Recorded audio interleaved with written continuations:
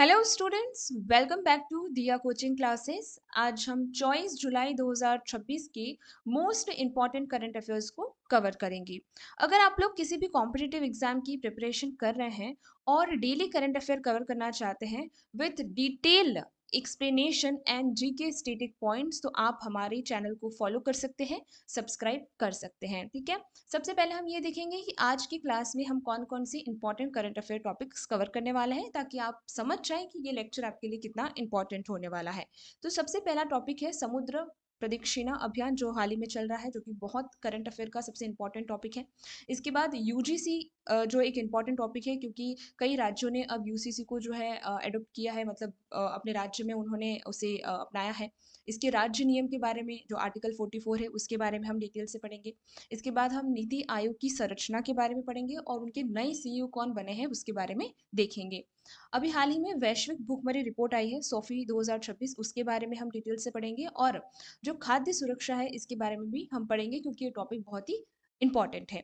इसके बाद यहाँ पर एंटी सबमरीन वायरफेयर क्राफ्ट जो है, ये अभी बहुत ही करंट अफेयर में रहा है। और प्रमुख शिपयार्ड्स के बारे में भी हम पढ़ेंगे डिटेल से इस लेक्चर के अंदर, जो कि एक इंपॉर्टेंट टॉपिक है डिफेंस के लिए। इसके बाद टेलीकॉम एक्ट 2023 के बारे में पढ़ेंगे, जिसके बारे में काफ़ी चेंजेस हुए हैं अभी, और ये करंट अफेयर में रहा है, इसे पढ़ेंगे। इसके बाद हम इंटरनेट शटडाउन नियम भी पढ़ेंगे, क्योंकि हाल ही में आप जानते हैं कि ये शटडाउन क्यों हुआ है, उसके बारे में पढ़ेंगे। और कहाँ पर हुआ है, इसके बारे में हम डिटेल से पढ़ेंगे, और कौन सा एक्ट है जिसके तहत ये लग सकता है।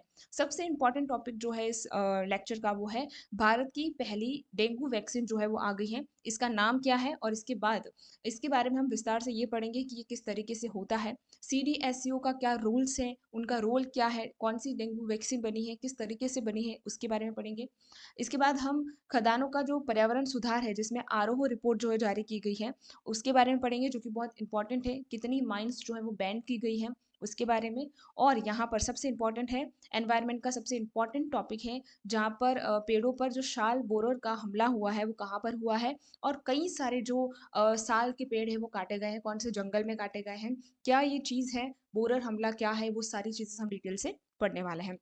और लास्ट इंपॉर्टेंट टॉपिक जो आज हम पढ़ेंगे वो है जीआई टैक्स के बारे में और एग्रीकल्चर हेरिटेज के बारे में पढ़ने वाले हैं। तो ये सारे ही टॉपिक इंपॉर्टेंट है, सभी को कवर करना बहुत इंपॉर्टेंट है, क्योंकि यहाँ से सीधे क्वेश्चन बनेंगे। ठीक है, तो स्टार्ट करते हैं। अगर आपको लेक्चर पसंद आए तो लाइक कर देना और अपने फ्रेंड्स के साथ जरूर शेयर करना, क्योंकि ये करंट अफेयर बहुत ही इंपॉर्टेंट है आप सभी के लिए। स्टार्ट करते हैं। फर्स्ट क्वेश्चन देखिए, ऑल वुमेन प्री सर्विस यात्रा समुद्र प्रदक्षिणा पूरी करने वाले इंडियन नेवी के पोत यानी वेसल्स का क्या नाम है। तो उसका नाम है IAVS त्रिवेणी। ऑप्शन बी आपका करेक्ट होगा। देखिए, करंट अफेयर में क्या है, महिला सैन्य अफसरों का कमाल। इन यात्राओं में 3 सेनाओं जैसे आर्मी, नेवी और एयरफोर्स की 9 महिला अधिकारियों ने हिस्सा लिया है। ठीक है, अब इसका लंबा सफर कितना था, कितने तक उन्होंने सफर किया, तो टीम ने IASV त्रिवेणी पोत से 314 दिनों में लगभग 25,500 समुद्री मील न्यूटिकल माइल्स की दूरी तय की है।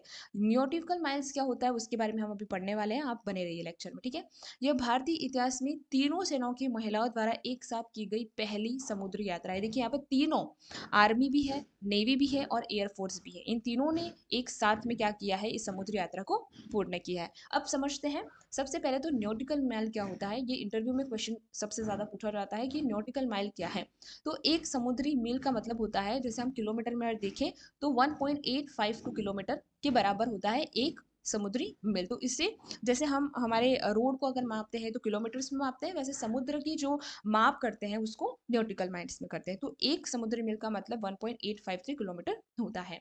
इसके बाद टेरिटोरियल वाटर्स क्या होता है, मतलब समुद्री सीमा क्या होती है, किसी देश के अपने तट से 12 समुद्री मील तक का जो समुद्र होता है वो अपना माना जाता है, यानी वो किसी देश का होगा। जैसे यहाँ मैप से समझे, तो अगर यहाँ पर ये इंडिया का मैप है और इंडिया के मैप से अगर 12 न्यूटिकल माइल्स की अगर बात करें तो ये इंडिया का कहलाएगा। ठीक है, इसके बाद इकोनॉमिक जो जोन होता है ना, एक्सक्लूसिव इकोनॉमिक जोन, ये 200 किलोमीटर तक होता है, यानी 200 समुद्री मील तक का जो इलाका होता है वो संसाधनों के इस्तेमाल के लिए तय किया जाता है। जैसे ये अगर 12 न्यूटिकल मील है हम मानते हैं, तो ये इंडिया की कोस्टल से, ये जो हमारी जो एरिया आपको दिख रहा है, ये पूरा ही 200 न्यूटिकल माइल से इंडिया की कोस्ट, जहाँ पर ये जो है इकोनॉमिक क्या है, जोन है, इकोनॉमिक जोन है, एक्सक्लूसिव इकोनॉमिक जोन है समुद्र का। ठीक है, आपने मैप में उसे समझ लिया है।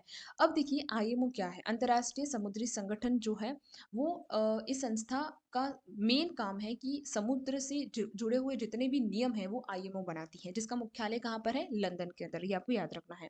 नाविक सागर परिक्रमा, इससे पहले भारतीय नौसेना की महिला अफसरों ने आईएनएसवी तरनी से दुनिया का चक्कर लगाया था।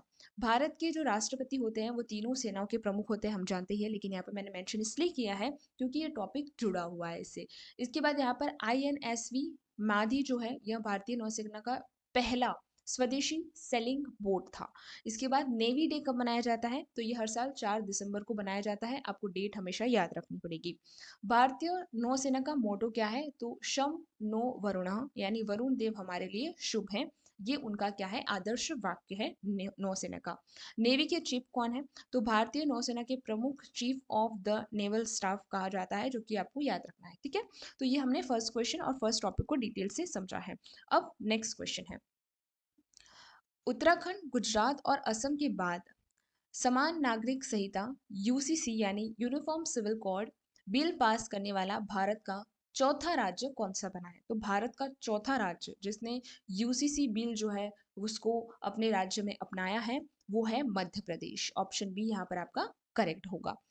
नया बिल पास करना है तो प्रदेश की विधानसभा ने राज्य में यूसीसी लागू करने का बिल पास कर दिया है। उत्तराखंड, गुजरात, असम के बाद अब मध्य प्रदेश भी इस सूची में जुड़ा हुआ चौथा राज्य है। इसका मकसद जो है, मतलब उद्देश्य क्या है यूसीसी का? तो शादी हो, तलाक हो, संपत्ति हो जैसे पारिवारिक मामलों में सभी नागरिकों के लिए एक समान कानून बनाना है। समझते हैं आर्टिकल 44 क्या है। हमने स्टार्टिंग में देखा कि हम आर्टिकल 44 को भी यहाँ पर समझेंगे। हमारे संविधान के आर्टिकल 44 में यूसीसी का जिक्र दिया गया है। यह आर्टिकल संविधान के भाग 4 में राज्य के नीति निर्देशक तत्व यानी डीपीएसपी में आता है। डीपीएसपी के नियमों को लागू करवाने के लिए आप सीधे कोर्ट नहीं जा सकते। जैसे अगर हमारे फंडामेंटल राइट्स को अगर कोई हनन करता है या फिर कोई गवर्नमेंट जो है हमारे फंडामेंटल राइट्स को नहीं वो करती है, तो हम सीधे क्या कहा जा सकते हैं? कोर्ट जा सकते हैं, रीट जारी कर सकते हैं। लेकिन डीपीएसपी ऐसा नहीं कर सकते हम। ठीक है, भारत के संविधान में जो डीपीएसपी है वो आयरलैंड से लिया गया है। ठीक है, कहाँ से लिया गया? आयरलैंड से। गोवा भारत का अकेला ऐसा राज्य था जहां पुर्तगाली समय में ही यूसीसी लागू था। तो ये भी याद रखना है कि कौन सा ऐसा राज्य था जो अंग्रेजों के समय में ही यहाँ पर यूसीसी लागू था? तो गोवा था। यह सुप्रीम कोर्ट का बहुत ही प्रसिद्ध केस था जिनसे यूसीसी का चर्चा हुआ। कौन सा? शाह बानो केस 1985, जिसपे हाल ही में पिक्चर बनी है। यामी गौतम जो एक्ट्रेस, लीड एक्ट्रेस, उन्होंने काम किया है। ठीक है, तो उस केस के अंदर से ही यूसीसी पर चर्चा होना शुरू हुआ था। लो कमीशन समय समय पर विधि आयोग जो है यूसीसी के नियम पर अपनी रिपोर्ट तैयार करती है, उसे हम क्या बोलते हैं? विधि आयोग या लो कमीशन। आर्टिकल 37 क्या है? ये कहता है कि देश चलाने के लिए डीपीएसपी के नियम बहुत ही जरूरी हैं। ठीक है, संविधान का भाग 4 जो है इसमें अनुच्छेद 36 से 51 तक राज्य के डीपीएसपी के तत्व में वर्णन किया गया है कि कौन कौन से हमारे डीपीएसपी है, कौन कौन सी चीजें जो है वो गवर्नमेंट को फोकस करनी है।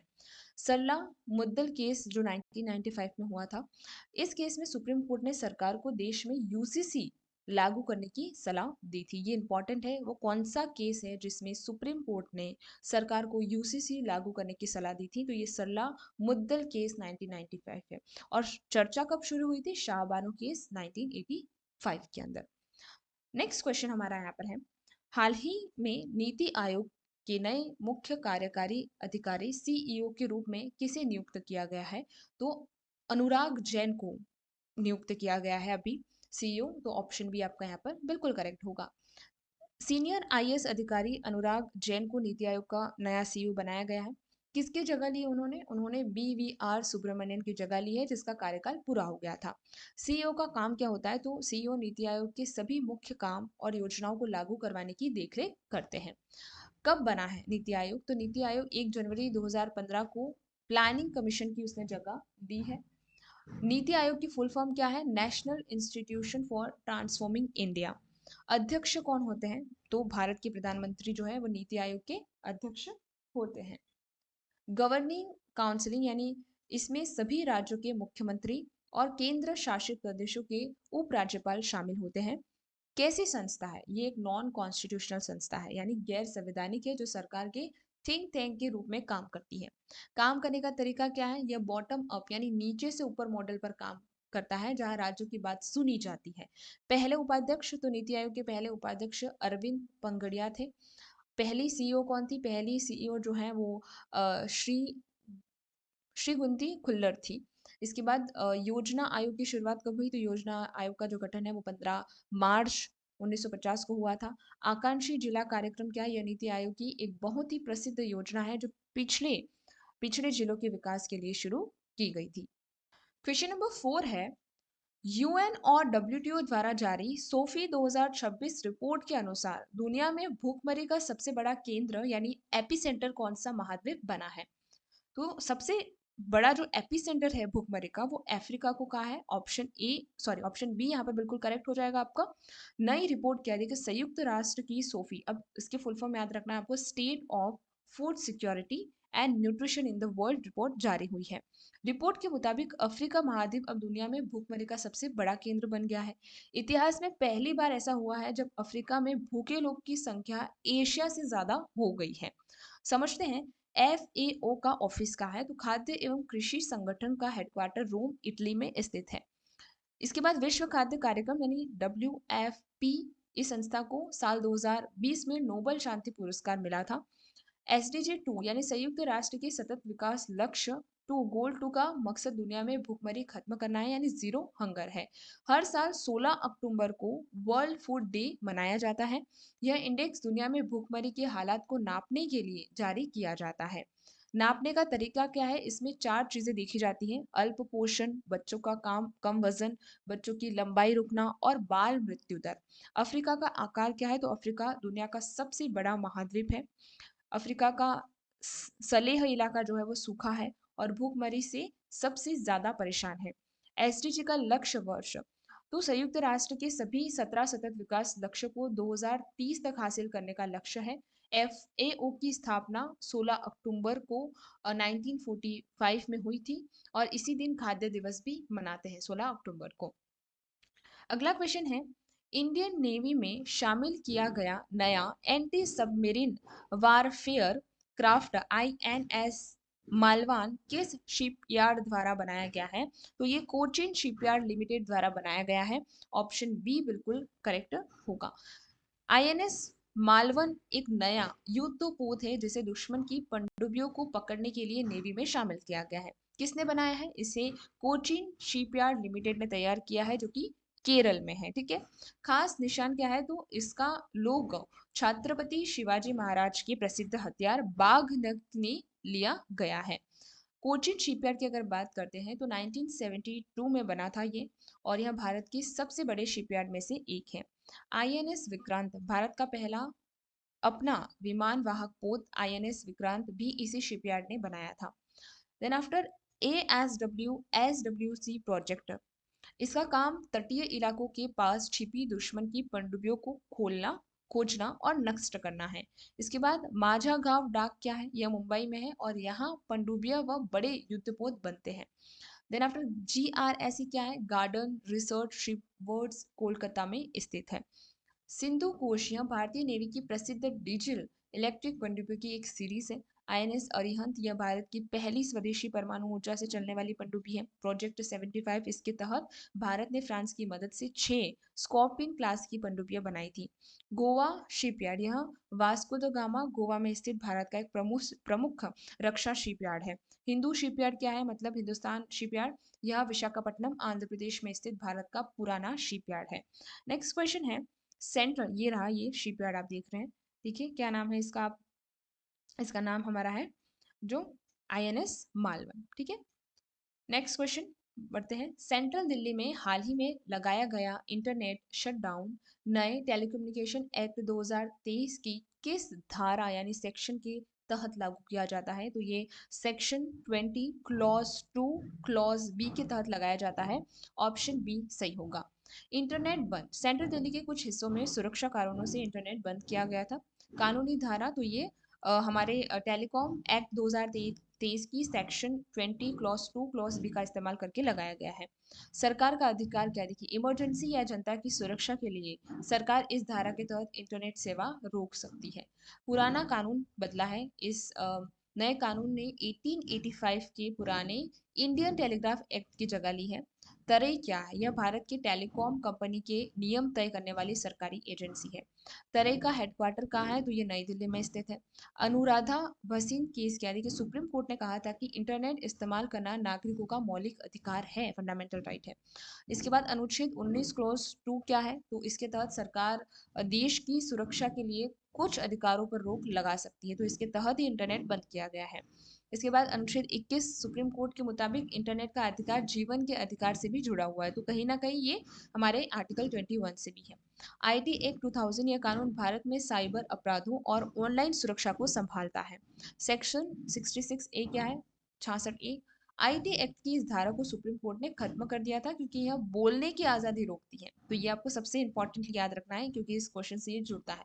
पुट्टस्वामी केस 2017 क्या है? इस फैसले में सुप्रीम कोर्ट ने निजता का अधिकार, राइट टू प्राइवेसी को मौलिक अधिकार माना था।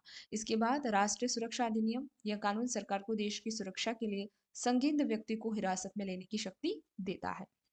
नेक्स्ट क्वेश्चन है, सीडीएसयू द्वारा भारत में पहली बार मंजूर की गई डेंगू वैक्सीन का नाम क्या है? तो इसका नाम है क्यूडेंगा। ऑप्शन बी बिल्कुल करेक्ट होगा।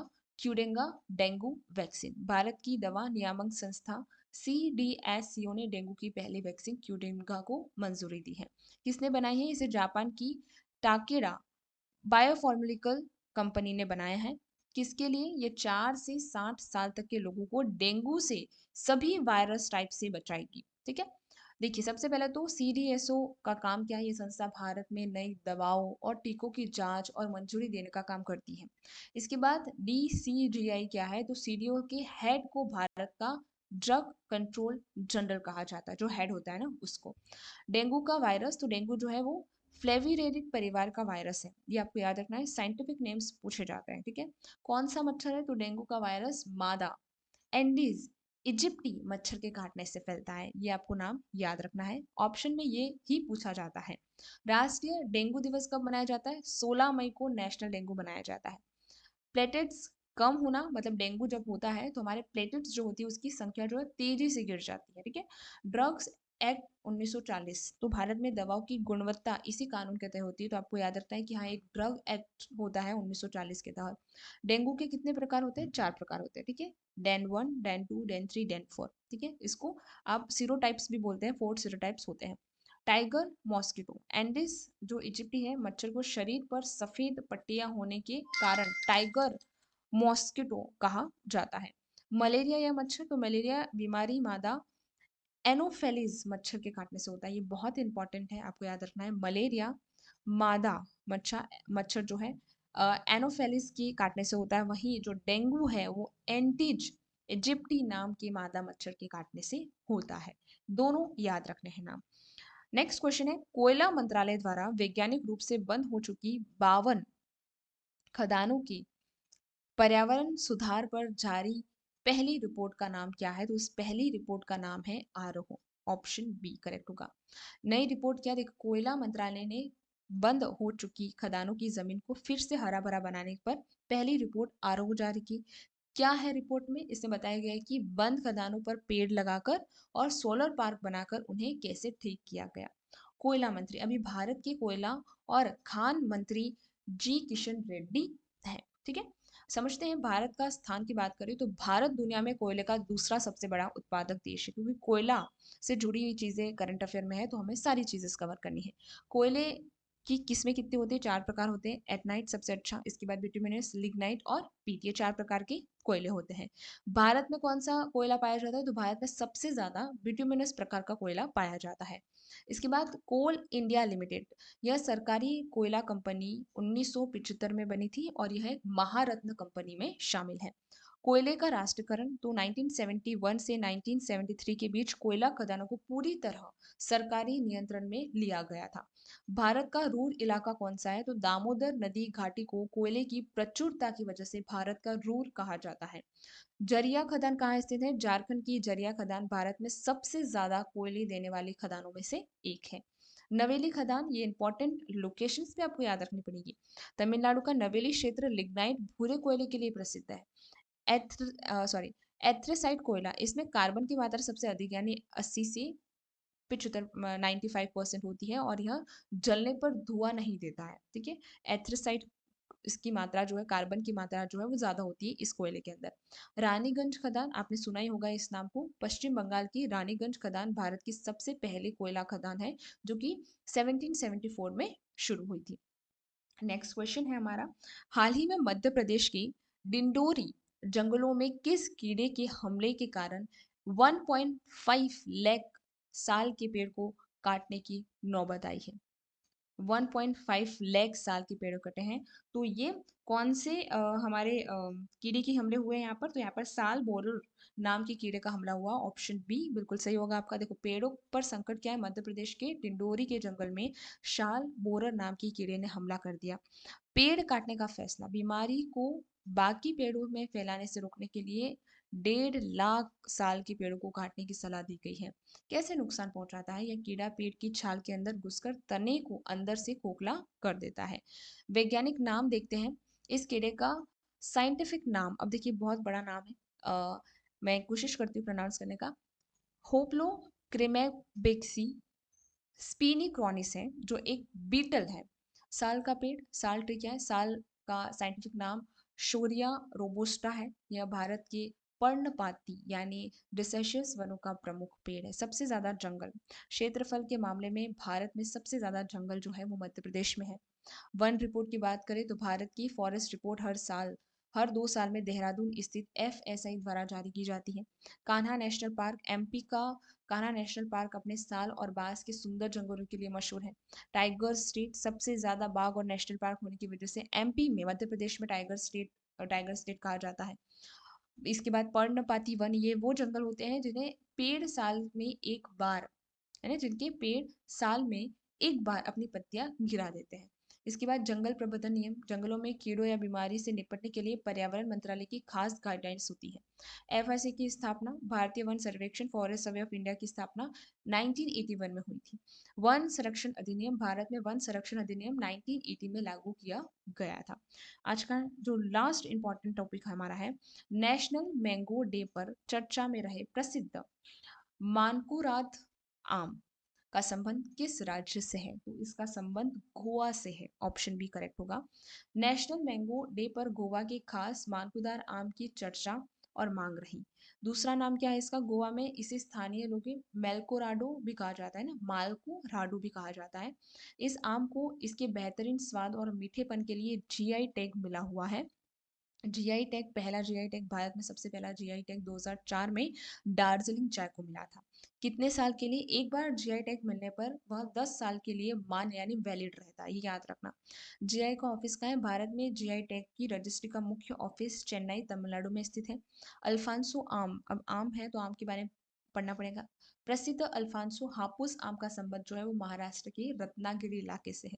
दशहरी आम, जीआई टैग प्राप्त दशहरी आम का संबंध उत्तर प्रदेश के मलिहाबाद लखनऊ से है।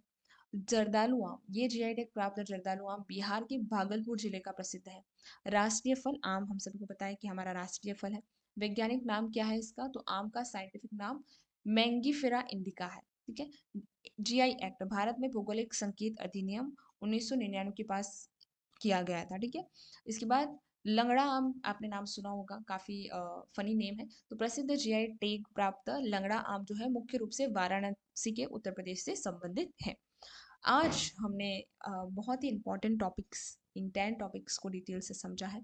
ये आज की टॉप 10 करंट अफेयर्स रही हैं, जो बहुत ही इंपॉर्टेंट है समझनी और जाननी भी। अगर आप लोग इसी तरीके से डेली करंट अफेयर कवर करना चाहते हैं तो अभी चैनल को सब्सक्राइब कर लीजिए। कमेंट में ज़रूर बताना कि आपको आज का लेक्चर कैसा लगा है, और इन सभी 10 टॉपिक्स के PPT के लिए, अगर आपको कंटिन्यूस रिवीजन के लिए इसकी PPT चाहिए तो आप हमारे व्हाट्सएप ग्रुप से जुड़ सकते हैं, दिया कोचिंग क्लासेस से। आपको सिर्फ इतना करना है, कमेंट सेक्शन में please give me the group link, या फिर सिर्फ इतना लिखना ग्रुप का लिंक भेज दें तो मैं आपको ज़रूर भेजूंगी। ठीक है, आज यहीं समाप्त करें। धन्यवाद।